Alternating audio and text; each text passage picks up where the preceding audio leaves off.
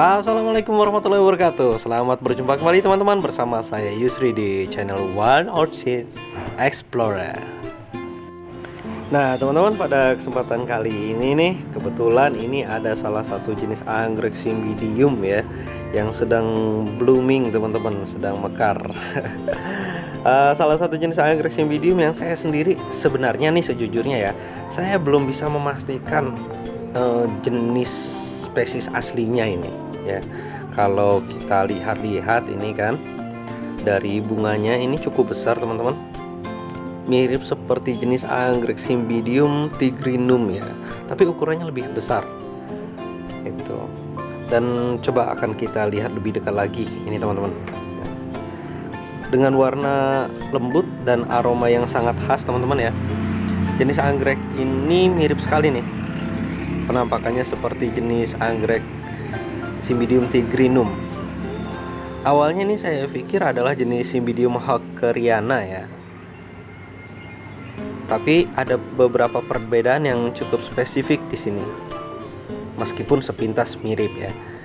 Ini kelopak bunganya tidak terlalu mekar sempurna ya, dengan warna yang sedikit lebih lembut dibandingkan dengan hockeriana, meskipun dari batangnya itu sangat mirip.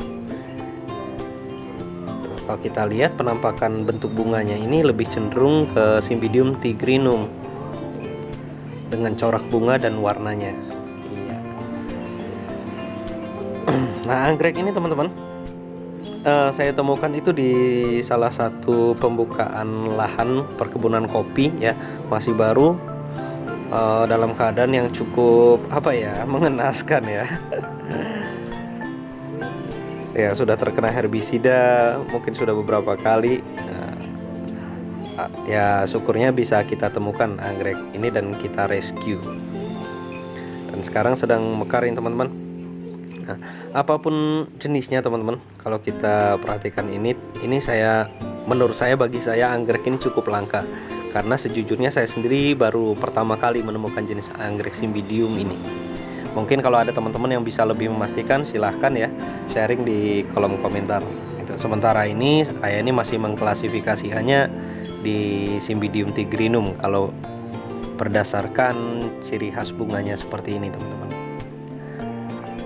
Nah teman-teman, kita akan mencoba nih ya, kita akan mencoba untuk mempolinasi anggrek ini. Mudah-mudahan setelah kita polinasi berhasil menjadi buah, nanti buahnya itu akan kita lanjutkan untuk kita semai kembali teman-teman, sehingga dia bisa kembali berkembang dan kembali lestari. Iya. Kita akan menyemainya, mempolinasinya secara sederhana saja teman-teman. Kita sudah siapkan di sini sebatang lidi boleh atau tusuk gigi ya, yang pasti itu yang steril, usahakan bukan dari logam ya. Nah mempolinasi juga sangat mudah teman-teman ya. Setelah kita siapkan tusuk gigi atau sebatang lidi yang cukup steril dan tidak terlalu tajam sehingga tidak melukai putik sari ya, kita sama seperti mempolinasi vanili ya, karena vanili juga sama seperti jenis anggrek ya. Nah di sini akan kita coba buka dulu putik sarinya teman-teman. Nah putik sarinya itu di bagian ujungnya itu teman-teman. Nah ini yang lebih mudah nih. Iya, di bagian ujungnya ini terdapat serbuk sari yang tertutup oleh kelopak pelindung dari putik sari teman-teman ya. Ini cukup kita buka saja seperti ini di bagian ujung ya. Wah sangat mudah sekali. Aduh jatuh. Nah di bagian dalam dari putik sari ini teman-teman, pelindung ini, sebentar. Nah bisa kita lihat di situ ada seperti serbuk ya, gumpalan bubuk seperti tepung, dia berwarna kuning teman-teman dan agak padat. Nah, bisa kita buka lagi. Iya.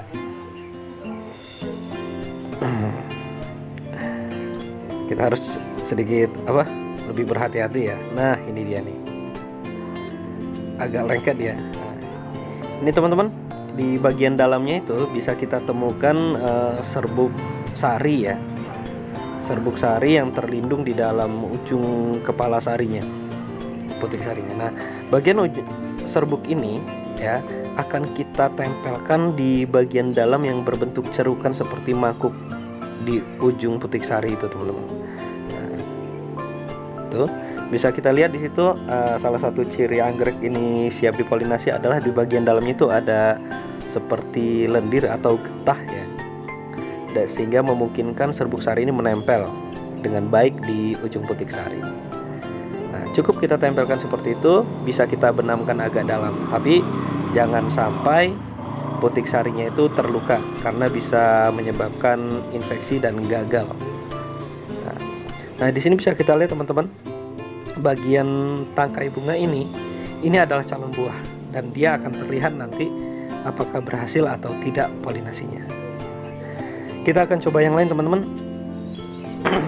Nah, yang sudah mekar ini akan kita polinasikan semua ya. Jatuh lagi.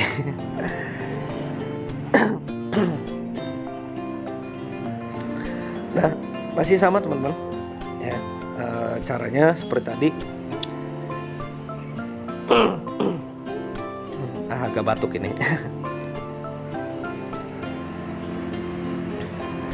Nah, kita bisa keluarkan serbuk sarinya ya. Kita ulangi prosesnya beberapa kali.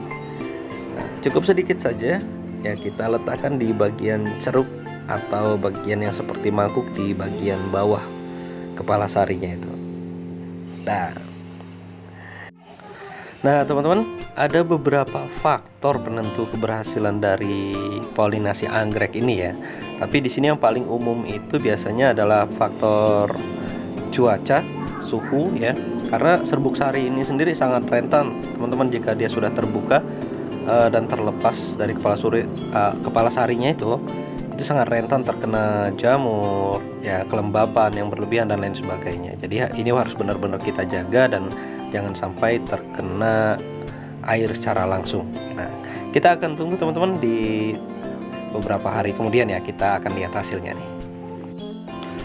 Oke teman-teman, memasuki hari ketiga ya pasca polinasi pertama. Nah, kita lihat di sini sudah mulai terlihat ya. Oh iya, seluruh bunganya ini sudah mekar teman-teman ya. Sangat cantik sekali warnanya. Oh, kita lihat itu, cantik sekali. Salah satu jenis anggrek Cymbidium ya, yang berbunga cukup besar dibandingkan dengan yang sering kita temui ya. Nah teman-teman, kita bisa perhatikan di sini terjadi beberapa perubahan dari bunga yang sudah dipolinasi, teman-teman. Pertama yang saya perhatikan itu kepala putiknya ya. Kepala putiknya itu terlihat lebih menyusut ya, mengkerut seperti itu, yang bagian mangkuknya ke arah dalam bunga. Tuh. Bisa kita lihat tidak sebesar yang sebelum dipolinasi. Lalu tangkai bunganya teman-teman, di sini terlihat pembesaran pada bagian tangkai bunga dan itu menunjukkan akan terjadi perubahan tangkai bunga ini menjadi buah ya. Karena sebenarnya tangkai bunga anggrek itu adalah calon buah. Tuh. Bisa kita lihat garis-garisnya seperti belimbing ini nanti jadinya. Nah teman-teman, ada beberapa faktor yang bisa mempengaruhi hasil dari polinasi teman-teman ya. Itu bisa dari faktor eksternal ataupun faktor internal. Nah, hasil faktor eksternal itu sendiri biasanya dipengaruhi seperti yang bisa menyebabkan polinasi gagal ya. Itu bisa jadi hewan ya, serangga, nematoda dan lain sebagainya. Bisa juga dari jamur ya, karena mungkin kondisi terlalu lembab dan lain sebagainya. Dan faktor internalnya biasanya itu dipengaruhi oleh ketersediaan unsur hara, fosfor yang paling utama di sini teman-teman. Nah, untuk memastikannya kita akan tunggu beberapa hari kemudian ya. Oke.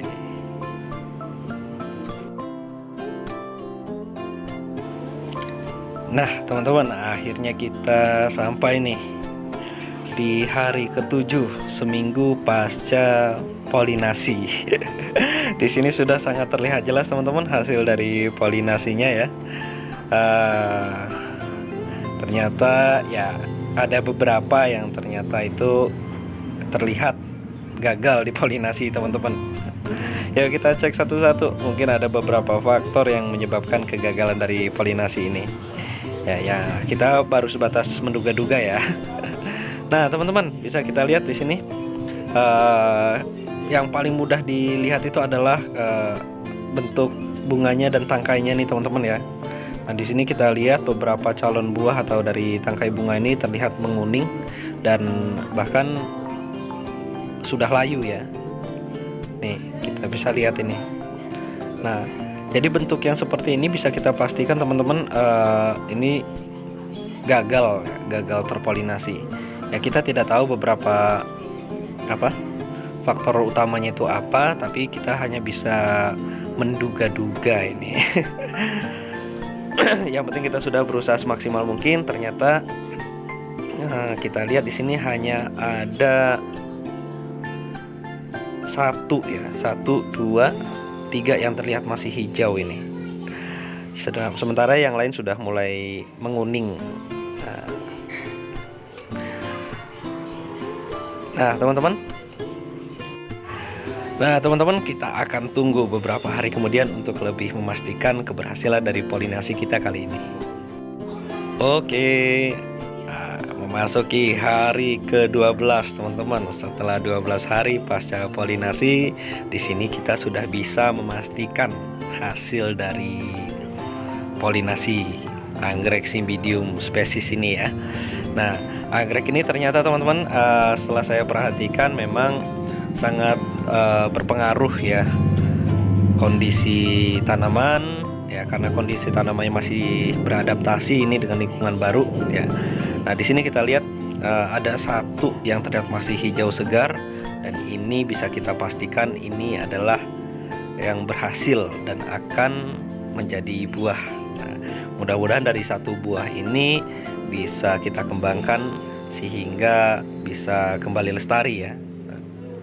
Bisa kita lihat teman-teman di situ putik sarinya itu masih sangat segar ya, kelopaknya juga masih tidak layu ya, dan segar dan hanya sekedar dia itu sedikit keras ya, menyusut. Iya. Sementara yang lain teman-teman kita lihat di situ itu sudah mulai layu dari bagian pangkal bunganya. Nah yang ini sendiri saya ragu apakah ini berhasil atau tidak nih yang bagian atas ini. Tapi kita lihat di sini kelopaknya masih cukup segar ya, dibandingkan dengan yang lain. Ada 2. Mudah-mudahan ini juga berhasil teman-teman. Sementara yang ini kita lihat sudah kuning dan siap luruh ini. Nah, jadi nanti akan kita luruhkan teman-teman, sehingga tidak mengganggu pertumbuhan dari buahnya ini. Akan kita kurangi ya. Mungkin ini sama seperti jenis anggrek Phalaenopsis, jika sudah terpolinasi 1, yang lain itu otomatis akan dieliminasi oleh batang induknya ya, untuk memastikan buahnya itu akan mendapatkan nutrisi yang cukup. Luar biasa. Oke teman-teman, semoga anggrek ini bisa kembali lestari dan nanti akan saya update kembali ya pertumbuhannya, perkembangannya hingga menjadi buah, dan mudah-mudahan selamat, tidak terganggu oleh hama ya, sehingga bisa kita kembangkan kembali menjadi bibit sehingga anggrek ini bisa kembali lestari. Nah teman-teman, sampai jumpa lagi ya di video selanjutnya. Semoga anggrek ini berhasil menjadi buah tanpa terkena hama atau gangguan apapun sehingga bisa kita kembangkan. Akan saya update teman-teman nanti pada saat pemanenan ya. Sampai jumpa lagi teman-teman. Terima kasih. Assalamualaikum warahmatullahi wabarakatuh. Salam lestari.